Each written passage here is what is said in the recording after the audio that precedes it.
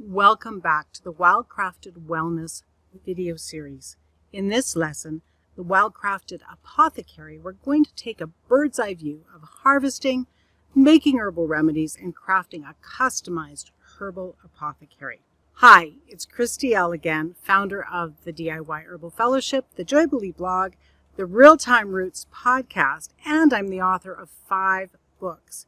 The Dehydrator Cookbook for Beginners, the Beginner's Book of Essential Oils, Homegrown Healing from Seed to Apothecary, the Beeswax Workshop, and one more book that's top secret until October. So stay tuned. Welcome to my brand new video workshop, Wildcrafting Wellness. In this video, this is number 3, I'm going to outline the exact blueprint you need to find the herbs you need to turn them into potent, reliable, and effective herbal remedies so that you can have a safe, reliable herbal apothecary to draw on when health challenges come up in your family. Those who had this gift in March of 2020 had peace of mind and an effective strategy to help their loved ones during the worldwide pandemic. You can have that too. If you've ever been confused about how all the pieces of learning herbs fit together, and more importantly, what goes into learning herbs and creating your own herbal well-being by crafting the exact remedies you need, this video is for you. Maybe you're a mom that wants to add herbs to their family's wellness strategies and you aren't confident in which herbs to use and which remedies are safe for your children or your teens. Or you've been a healer that isn't finding the time to gather your own herbs and make herbal remedies, so you've been relying on failing supply chains and feeling frustrated that you can't do more. So in this video, I'm going to show how people like you and me can create robust immunity and dependable well-being, as well as craft a customized herbal apothecary using the herbs that are growing in our gardens and in the wild near us. So let me just do a recap of the first 2 lessons in this video series. In video 1, we talked about how now is the right time to find the herbs you need and to turn them into potent, reliable, and safe herbal remedies, so that you don't need to worry about the supply chain woes or even the medical system breaking down.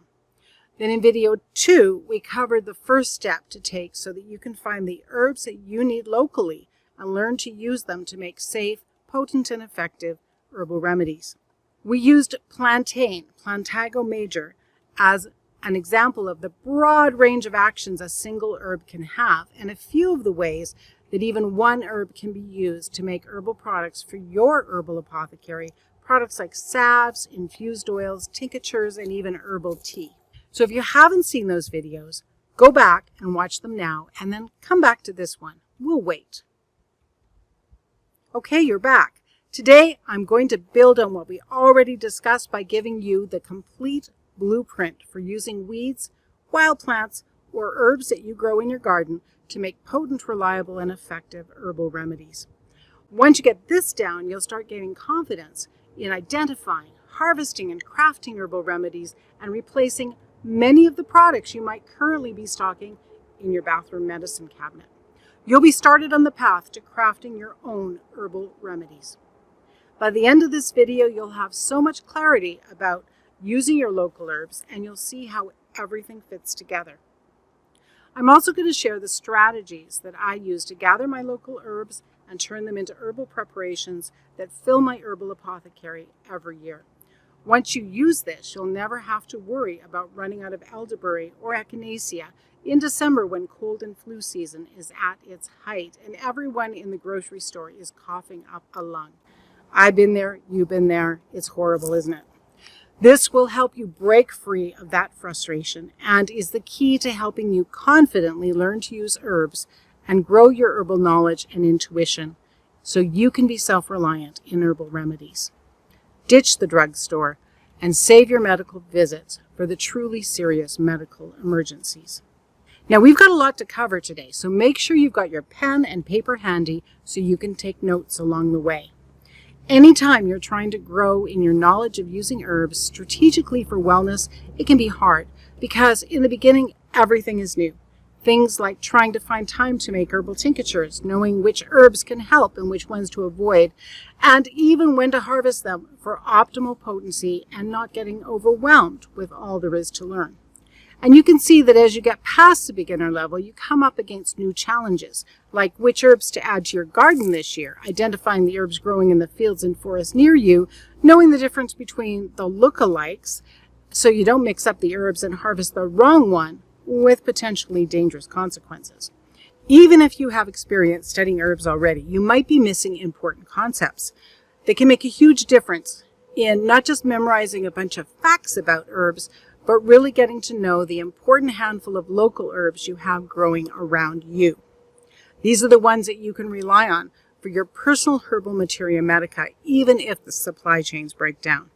And then use these herbs to craft your customized herbal apothecary. You don't have time to waste, so you want to find the essentials that are going to propel you forward in your quest to know herbs better. That's why the DIY Herbalist Way is going to save you a ton of time. This is the exact blueprint you need to grow in your confidence in using herbs reliably for health and well-being. So go ahead, click the button below, and download your copy of the DIY Herbalist Way. With that said, I need to warn you before we get rolling. Once you see the blueprint, you're going to be tempted to dive right in and start reading right away. It gives you the complete overview, but I want to make things easy for you by covering the essential 20% that will give you fast results. You know, the Pareto principle. So although the blueprint gives you the high-level view, stay with me because I'm going to walk you through 20% that gives you the 80% results. There are some nuances to applying the principles that I mentioned in the blueprint that I want to make sure you understand. So let's go into the meat and potatoes of today's video by starting with the foundation. You want to master the foundation before you move forward because if you miss these important concepts, everything after them is going to be a lot harder. When I first started learning about herbs, everything was foreign. Studying herbalism is like learning a new language. Each herb has herbal actions that tell us what these herbs do best and how best to use them for health and wellness. But the herbal actions aren't straightforward and easy to remember. It's kind of like learning a foreign language. The old herbal doctors did that on purpose to exclude people from the profession. It's kind of like a private club. But lay people have always harvested their own herbs and used them for herbal remedies based on traditional knowledge. You actually don't need to know the fancy terms for herbs to have herbs work for you. But since most of us didn't grow up in homes where herbs were common, the fancy terms can be very helpful as a reminder of what each herb does best and what herbal actions we can rely on when we craft herbal remedies using a specific herb like plantain, Plantago major, that we spoke of in the last lesson. When I first started out, I believed I had to memorize a long list of herbal actions in this special jargon for each herb to be able to know how they worked. These were fancy words like aperient, which means a gentle laxative, or vulnerary, which means it helps wounds heal faster, or galactagogue. Actually, galactagogue. Isn't that a fun word, galactagogue? It means supporting nursing moms to help them have an abundant milk supply. But sometimes memorizing a long list of special jargon can interfere in actually learning an herb well. It's like the difference between learning something from a book and experiencing it in person. With herbs, it's important that you see them, taste them, feel them, and also learn how they make you feel.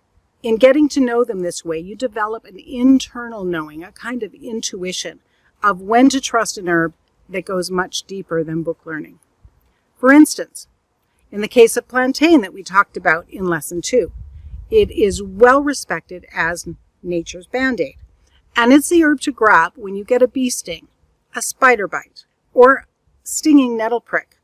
Most people stop there though. That's all they want to know. And you know what? That's enough if you've got a bee sting. But understanding the herbal actions broadens our use of plantain.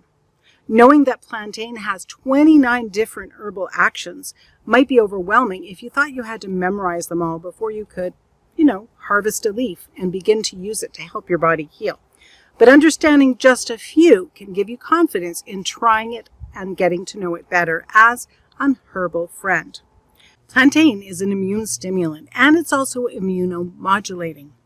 It is a decongestant, an expectorant, it's antitussive, which means it helps with cough, and it's anti-inflammatory, antispasmodic, and antimicrobial. This tells us that we might use plantain as a cough remedy or use it along with echinacea in cold and flu support. It might also be great after recovering from a cold and flu where there is a lingering cough that makes it hard to sleep. That antispasmodic action could really help here. Both the leaf and the seeds of plantain can also help with bowel issues. Many people already know that seeds like psyllium or metamucil are from plantain, but not very many folks consider using the leaves as well. For stomach and bowel issues like parasites, worms, constipation, diarrhea, candida overgrowth, or fungal infections, plantain is so much more than just a fiber supplement. It's antimicrobial, it's antispasmodic, it's anti-inflammatory, and these actions might make it a good candidate for instance, irritable bowel syndrome or diarrhea, or even Montezuma's revenge. How would you know that plantain was an excellent choice for any of these? You would have to take my word for it, or you would have to develop your own personal relationship with the herb and test its uses yourself. Plantain is a very safe herb, so it's a great one to experiment with. When you experiment with herbs yourself, you gain something that books can't teach you. That's an inner knowing about the herb, and we call that making the herb your personal herbal ally or herbal friend. Focusing on just one herb at a time can help you progress in your herbal knowledge exponentially, while also growing your herbal intuition. When you have this inner knowing, you might be facing a personal health issue and just crave a particular herb, like Sarah. She was struggling with some gallstones after pregnancy, and she started craving parsley and going out to the garden to harvest second-year parsley leaves to add to her water. It turns out that parsley helps dissolve gallstones and kidney stones while supporting and protecting the gallbladder and the kidneys. Sarah had an intuitive sense that parsley would help her with the gallstones because she made parsley an herbal ally during one of our Herb of the Month classes. By focusing on it for 5 to 15 minutes every day for a month, her herbal knowledge helped her dissolve and pass painful gallstones she had and helped her avoid surgery. Local herbs are best. When there are thousands of herbs that have a long list of herbal actions and health benefits, who has time to memorize the books? Truly not many professional healers. That's why many healers in history relied on only a handful of local herbs that they knew really, really well. It's actually rare that you will need an herb that's growing halfway around the earth because there's no local herb that does the same thing. If you grasp one thing from this workshop, let it be this. You can rely on your local herbs for healing. Local herbs were the only medicine for thousands of years. Let me give you 3 reasons why you can rely on your local herbs. First, herbs growing locally to you are stressed by the same stressors that you are stressed with. Whether that is fungal, microbial, viral, or even the weather, they develop secondary metabolites to thrive in that stressful environment. Those secondary metabolites are medicinal and are exactly what you need to thrive in those same conditions too. When you use herbs for wellness, these secondary metabolites become medicine, and that's the herb's gift to you. Secondly, I believe God brings into our land the exact herbs that we need before we need them. For instance, Japanese knotweed is essential for treating Lyme disease naturally and treating the co-infections that come with Lyme disease. But Japanese knotweed is considered a noxious weed in most places in North America, so the government has been tracking its advance westward. It seems to move into an area just before the tick that carries Lyme disease moves to an area. Isn't that wonderful? Thirdly, since learning herbs takes a little time, many people never get started, and that's tragic. They miss out on knowing how to take care of their family's minor to moderate wellness issues, and in some cases that can have dire consequences. But so much of learning herbs takes just a few minutes at a time. You don't need a huge block of time to get to know one herb really, really well. You don't need a huge block of time to make the herbal remedies you need or create your own customized herbal apothecary. What you do need, though, is 5 to 15 minutes here or there consistently. I call this doing herbs in the margins, or herbs in the margins. We'll go into detail about this in the webinar next week, so be sure to sign up for the webinar so that you can customize this time saver to your own situation. I promise to show you the one thing that can propel your herbal understanding forward and help you create a customized herbal apothecary that really works for your family. The one thing that will stand you in good stead as you learn about your local herbs is focusing on one herb at a time over an entire month, spending that time getting to know that one herb better. You could do this on your own by keeping an herbal journal, creating your own research and curriculum for each herb every month. It would take you several hours to create the materia medica, the research, and the herbal recipes for food and medicine. And if you love doing research and can sift through the information to know what's valuable and what's just junk science, that could really work. Or you could use the 30-day guided journey that we've done for you inside the DIY Herbal Fellowship. We've already done the heavy lifting, sorting through scientific studies, historical records, and tested our findings so that you can get to know your herbal allies faster and easier. Think of it as getting an introduction to a new herbal friend and then investing just 5 to 15 minutes a day, deepening your relationship together. By deepening your relationship with one herbal friend each month, you can propel your understanding of herbs forward in a fun and enlightening way. No matter where you are on your herbal journey, focusing on one herb at a time can propel your understanding of herbs forward in fun and informative ways. It's the 20% of your effort that will net you 80% of your results. Now, honestly, every healer approaches these encounters with their herbal friends a little differently, depending on where they are in their herbal journey. We've divided the herbal journey into 5 unique steps. Have a look at the characteristics of each step and see where you are on the DIY herbalist way. There are 5 steps. Each of these steps has some specific characteristics and milestones that are common. Each one has a next step. If you follow through on this next step, you will make massive progress in learning herbs and creating your own customized apothecary consistently year after year. The first level, the beginner, is the sprout. Those at the sprout level are just beginning on the DIY herbalist way. They might use herbal tea, a few herbs and spices in their cooking, but these are more for flavor than for health benefit. The sprout needs the fundamentals. Jumping ahead or relying on Google searches for herbal information can leave the sprout confused.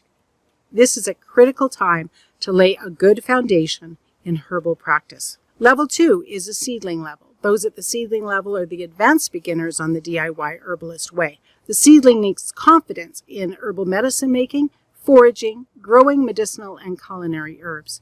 Many healers at the seedling level have been dabbling in herbal medicine and essential oils for years, using Google and trade paperbacks to move them along in the journey. They may lack an organized method of study since their focus has been on solving problems and not laying the foundation necessary for progress. Level 3 is the growing herbalist. The growing stage on the DIY herbalist path is the early intermediate stage. The growing herbalist is ready to stretch outside her comfort zone and learn the hard things that make progress on the DIY herbalist way possible.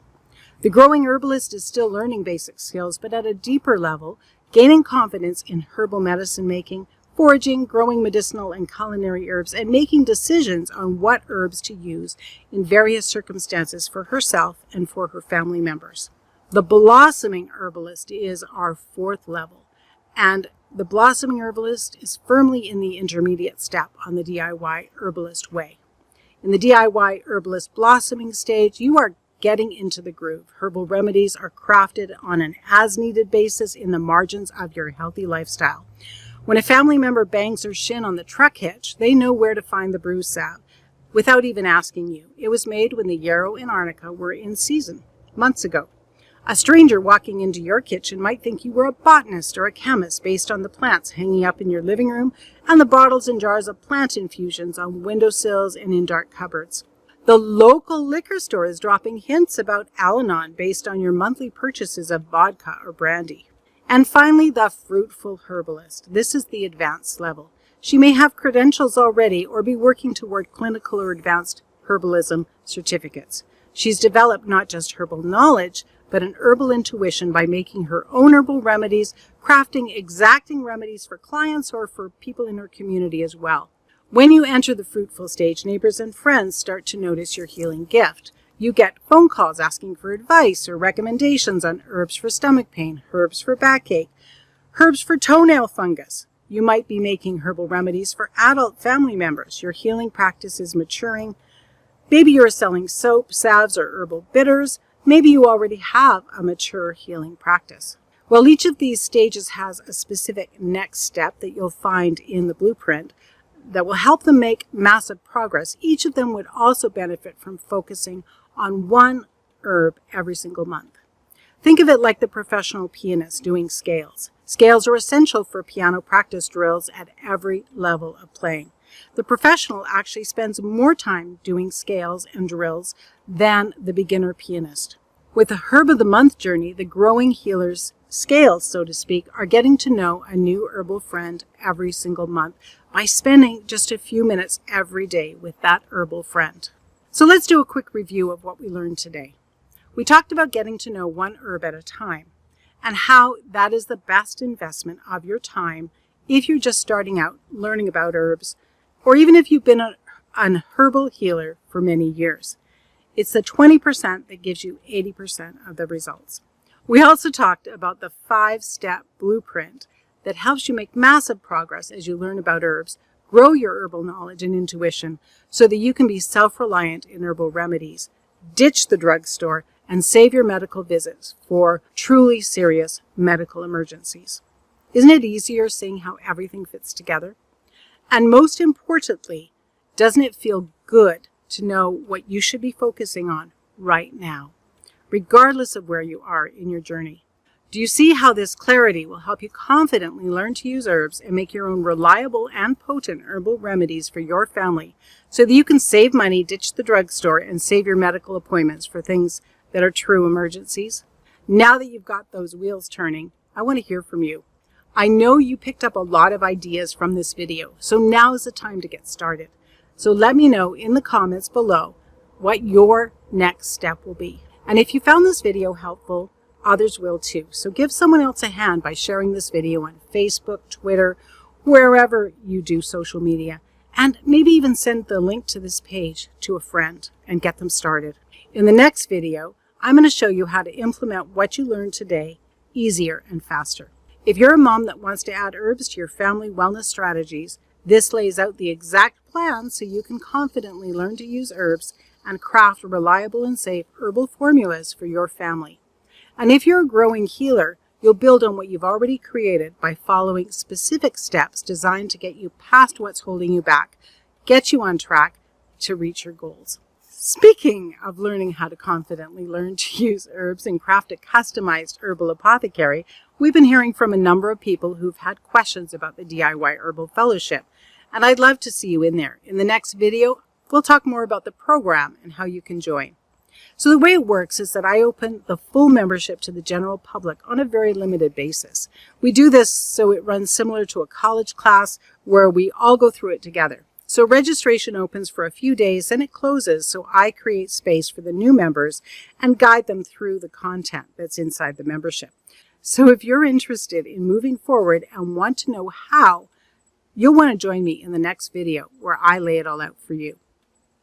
But for now, I want to leave you with this. Just by taking part in this workshop, you're already closer to knowing how to confidently learn to use herbs and craft the safe and reliable remedies that can truly help your family through the coming seasons. Whether you are preparing for winter cold and flu season, stocking an herbal apothecary to meet the needs of your community, or preparing for the apocalypse, you have already made progress. Think about video 1, where you learn to find the herbs you need and turn them into potent, reliable, and effective herbal remedies. This training alone has shown you how to find herbs you need to craft safe and potent remedies reliably, even when the supply chains are breaking. And it's amazing how simple it can be once you have the steps. Then you made big strides in video 2, where you saw how to forage wild herbs and how just one herb can have a wide range of actions. You also learned about all the different herbal remedies that can be made just from one single herb. That's huge. And knowing this will continue to pay off from now and into the future. And today you got the complete blueprint so you can grow in your confidence in using herbs strategically for wellness. Isn't it easier understanding every step along the way? To make it even better, we cut to the chase so you know exactly what will give you bigger results faster and with less demand on you. In just a few days, you've learned so much about how to confidently learn to use herbs and create your own customized herbal apothecary. And in the next video, I'm going to share the next step in your journey. I'm so excited for what's in store for you. I'll see you in the next video.